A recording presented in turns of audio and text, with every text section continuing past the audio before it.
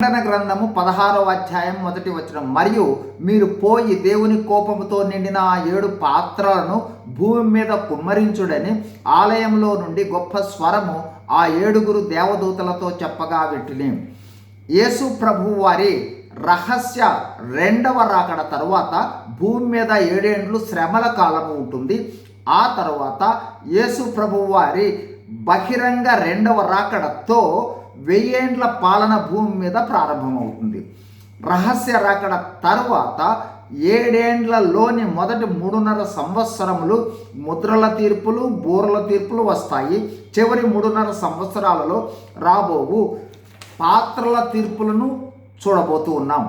15వ అధ్యాయంలో పరలోకంలో 7 తెగుళ్ళు పట్టుకొని ఉన్న 7 దూతలు ఆలయం నుండి బయటకు వచ్చిన తరువాత పరలోకంలో ఉండు 4 జీవులలో ఒక జీవి ఆ దూతలకు దేవుని కోపముతో నిండి ఉన్న 7 బంగారపు పాత్రలను ఇస్తుంది.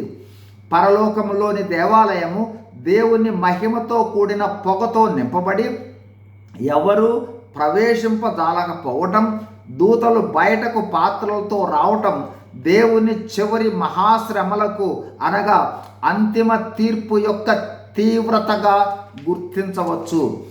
16వ అధ్యాయము 1వ వచనం వివరాలు. 1. పరలోక ఆలయములో నుండి బిగ్గరగా ఒక స్వరము వచ్చింది.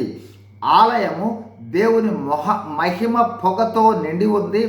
ఆ ఆలయంలో నుండి స్వరము వచ్చింది. ఇది దేవుని అధికారముతో కూడిన దేవుని స్వరమని అర్థం చేసుకోవచ్చు. 2. ఈ స్వరము దేవుని కోపమును బంగారు పాత్రలు పట్టుకొని ఉన్న దూతలకు ఆజ్ఞాపిస్తోంది. 3. మీరు వెళ్ళి ఆ 7 పాత్రలను భూమి మీద కుమ్మరించుడని ఆజ్ఞాపిస్తూ ఉన్నది. 4. ఈ 7 పాత్రలు దేవుని చివరి తీర్పులు. ఆ 7 దూతలు ఆ తీర్పులు అమలు చేయు దూతలు.